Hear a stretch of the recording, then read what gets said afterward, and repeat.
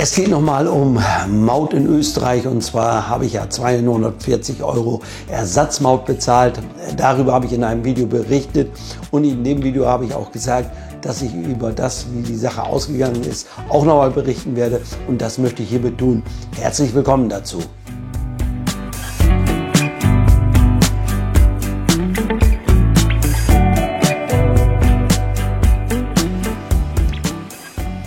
Ja, was ist passiert? Vielleicht ein kleiner Rückblick noch, um das Ganze für alle Zuschauer richtig zu verstehen. Und zwar ist Folgendes: Wir sind Anfang September Richtung Kroatien gefahren und haben dabei auch Österreich durchreist und sind nach Österreich reingefahren auf der Autobahn mit einer Mautbox von Maut 1. Und diese Mautbox haben wir neu. Wir hatten vorher auch schon immer eine Mautbox von Maut 1, kennen uns damit aus, sind da durch verschiedene Länder mitgefahren, hat immer alles funktioniert. Jetzt aber funktionierte diese Box nicht. Und zwar haben wir es so festgestellt, es kam kein Tonsignal, wenn wir eine Mautbrücke durchfahren haben, und damit wussten wir, sie funktioniert nicht. Wir sind dann angehalten auf einem Parkplatz, haben die Box nochmal umgesetzt an eine andere Stelle an der Frontscheibe, um dann nochmal durch so eine Mautbrücke zu fahren. Auch da passierte nichts, es piepte nicht. Also wussten wir, da stimmt was nicht. Dann sind wir wieder angehalten, haben uns bei Maut 1 gemeldet, Maut 1 angerufen. Dort bekamen wir die Aussage: fahren Sie zur nächsten Raststätte, kaufen sich eine Go-Box und dann können Sie weiterfahren. Das haben wir dann noch nicht gleich gemacht. Wir haben dann noch bei der ASFINAG angerufen, um sicherzugehen, dass wir alles richtig machen. Dort bekamen wir auch die Auskunft: fahren Sie zur nächsten Raststätte, kaufen sich eine Mautbox, eine Go-Box und laden die auf, und dann können Sie weiterfahren. Das haben wir auch getan. Was man auch gesagt hat, muss ich klarerweise sagen: Man hat uns gesagt, Sie müssen den Betrag nachzahlen. Gut, jetzt habe ich an der Tankstelle die Go-Box gekauft und da gleich die Mitarbeiterin darauf hingewiesen, ich möchte das nachzahlen. Da hat sie mir gesagt, das geht nicht. Gut, konnten wir so weiter nichts machen, sind wir weitergefahren mit der Box, mit der Go-Box. Sie hat funktioniert, sind nach Kroatien gefahren. Und dann habe ich mich am nächsten Tag hingesetzt, habe mich registriert oder bei der ASFINAG. ASFINAG ist ja der Autobahnbetreiber in Österreich und ist auch für die Maut zuständig. Und da habe ich mich dann registriert, beziehungsweise die Go-Box habe ich dort registriert, habe alle meine Daten hinterlassen, habe Telefonnummer, E-Mail-Adresse, alles war dort, habe auch gleichzeitig meinen Fahrzeugschein hingeschickt. Muss man ja immer, wenn man eine Go-Box angemeldet hat oder registriert hat, dann muss man auch den Fahrzeugschein da hinschicken, um nachzuweisen, welche Emissionsklasse man hat. Das habe ich alles gemacht, war alles in Ordnung. Ich habe auch da nochmal geguckt, kann ich irgendwie Maut nachzahlen? Nein, konnte ich nicht. So war ich am Anfang erstmal beruhigt und habe gesagt, naja, dann mag das wohl alles so richtig sein und seinen Gang gehen.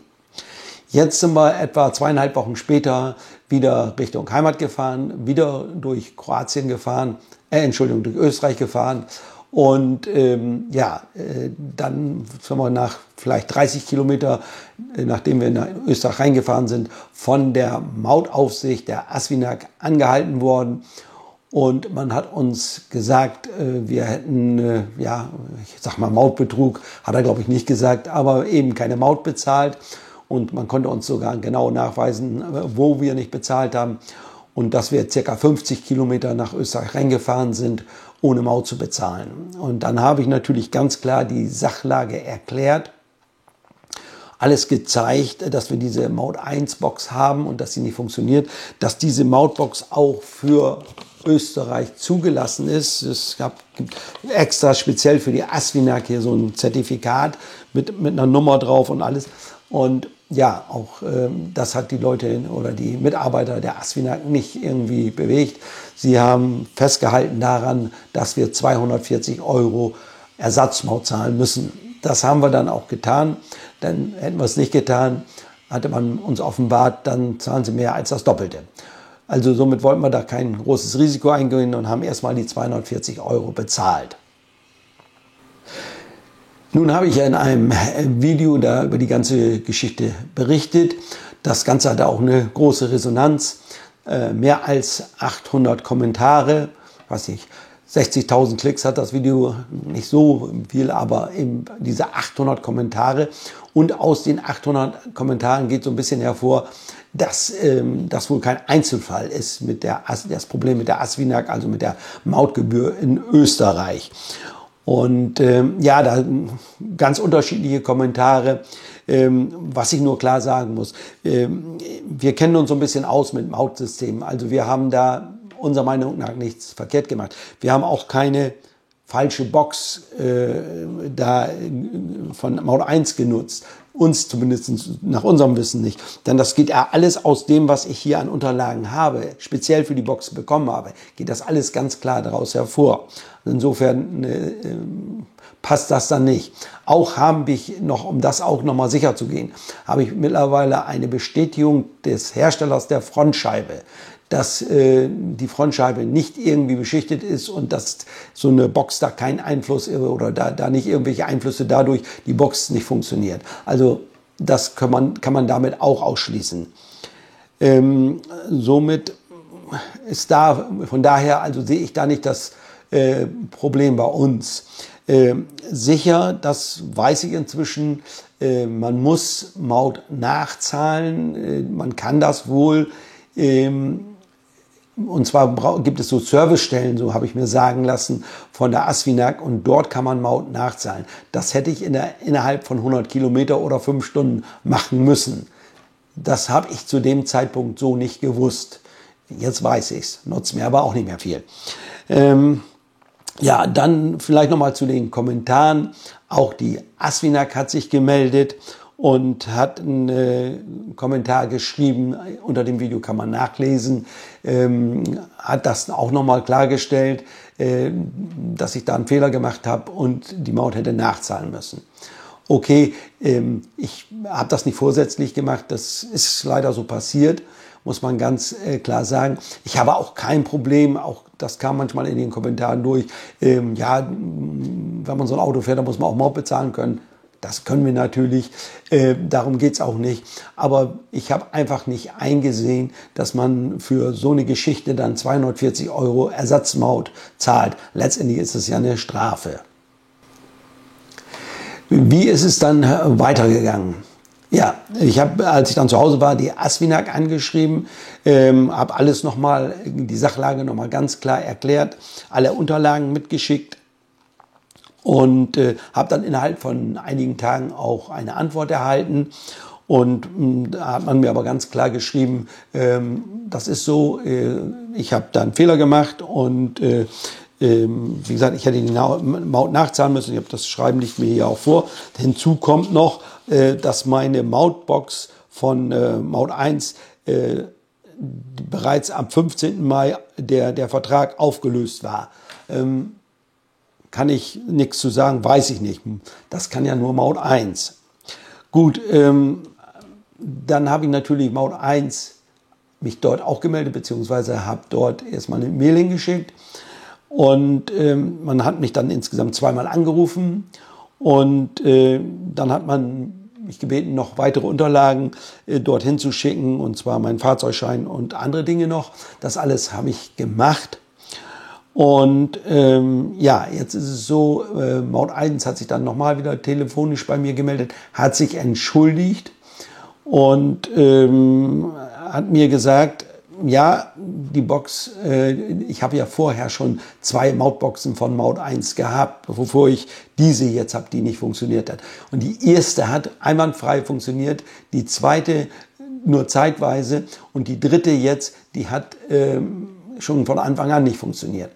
Und jetzt hat Maut 1, und ich hatte damals, als ich die defekten Boxen hingeschickt habe, immer darum gebeten, kann man mit mir bitte sagen, woran es gelegen hat. Dann kann man ja vielleicht irgendwas ändern oder vielleicht mache ich ja auch einen Fehler.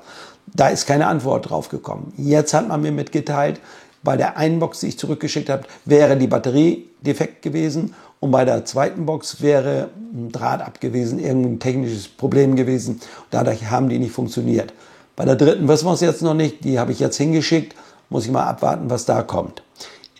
Jetzt hat Maut 1 dann gesagt und mir geschrieben, Sie werden sich mit der ASFINAG auseinandersetzen und sich dann wieder melden. Das ist dann auch wohl passiert. Das weiß ich nicht, was da nun genau passiert ist. Das hat man mir nicht gesagt. Aber man hat mir dann geschrieben, beziehungsweise hat erst angerufen, hat mir nochmal alles erklärt und hat mir auch erklärt, dass sie mir die 240 €, die ich an Ersatzmaut bezahlt habe, erstatten werden. Das ist schon mal positiv. Und dann hat man mir auch nochmal gesagt, ich habe dann nochmal darauf hingewiesen, dass ich ja in keinster Weise die Box testen kann. Da ist ein Taster drauf, da sind Zahlen, die Zahlen sind für die Achsen, die man einstellen kann. Da kannte ich das bei der ersten Box, wenn ich drauf gedrückt habe, das wurde beleuchtet, das Ganze, und konnte damit die Achszahl einstellen. Und das funktioniert bei diesen Boxen, die letzten zwei, die ich hatte, nicht. Und darauf habe ich mich auch gemeldet und man hat mir gesagt, das muss nicht funktionieren, die müssen nicht leuchten, das wäre unerheblich. Gut, okay, habe ich so hingenommen. Dann jetzt aber habe ich nochmal ein Schreiben, nochmal eine E-Mail erhalten und darin steht, bei der Box, bei der ich bekomme jetzt eine neue, bei der Box würde es so sein, dass man wieder das sehen kann, auf die Taste drückt und kann wieder sehen, dass die Achszahl da aufleuchtet und man dann die Achszahl vielleicht auch einstellen kann. Das weiß ich jetzt aber nicht. Aber jedenfalls leuchtet was, sodass ich zumindest kontrollieren kann, ob die Box funktioniert. Ich hatte das nämlich auch nochmal angesprochen bei Maut 1. Ich sage, es muss doch irgendwie eine Möglichkeit geben, so eine Box selber zu testen. Ich kann ja nun nicht die nach Maut 1 immer hinschicken und sagen, probiert mal, ob die funktioniert. Sondern die Box muss von mir aus mit irgendeiner Möglichkeit oder zu prüfen sein und sagen, hier, jetzt funktioniert sie, jetzt kann ich damit in eine Mautstation reinfahren. Jetzt noch ein paar Worte zu den Mautboxen. Es gibt ja nicht nur von Maut 1 eine Box, die man in Europa nutzen kann, sondern von anderen Anbietern auch. Unter anderem gehört dazu der ADAC in Verbindung mit der DKV, wenn ich das richtig weiß. Danke da auch für die Informationen, die ich da von euch erhalten habe. Ich wusste das schon in etwa so. Jetzt bin ich da genauer noch informiert. Ich werde jetzt aber erstmal die Box von Maut 1 nochmal einsetzen, nochmal versuchen, ob es funktioniert. Wenn es dann wieder nicht geht, gut, dann muss ich mich neu orientieren, dann werde ich wechseln. Aber aktuell bekomme ich jetzt eine neue Box, die werde ich dann testen. Ich werde auch wieder darüber berichten, denn wir fahren demnächst nach Spanien und in Spanien brauche ich sie wahrscheinlich nicht, aber in Frankreich würde ich sie dann nutzen wollen und ja, und dann kann ich wieder sehen, funktioniert es oder funktioniert es nicht. Jetzt so ein kleines Fazit zu dieser ganzen Geschichte. Ich fasse mal ein bisschen zusammen. Also Schuld haben wir in gewisser Form, muss man sagen, ganz klar, weil wir jetzt die Maut nicht nachgezahlt haben. Aber natürlich auch Maut 1. Maut 1 hat sich entschuldigt. Wir bekommen unsere Ersatzmaut, die wir gezahlt haben, von 240 €, bekommen wir von Maut 1 erstattet. Finde ich in Ordnung. Und wir bekommen jetzt eine neue Mautbox von Maut 1, die wir dann probieren und testen wollen. Und dann sehen wir weiter. Ja, das war meine Geschichte zur Maut in Österreich. Ich wollte informieren oder habe versucht zu informieren, andere ein bisschen sensibel zu machen, die durch das Land fahren und dann vielleicht ein bisschen genauer hinschauen, bevor sie nachher irgendwie Strafe oder Ersatzmaut zahlen müssen. Das soll es gewesen sein. Ich sage mal wieder Dankeschön fürs Zuschauen und bye bye, bis zum nächsten Mal.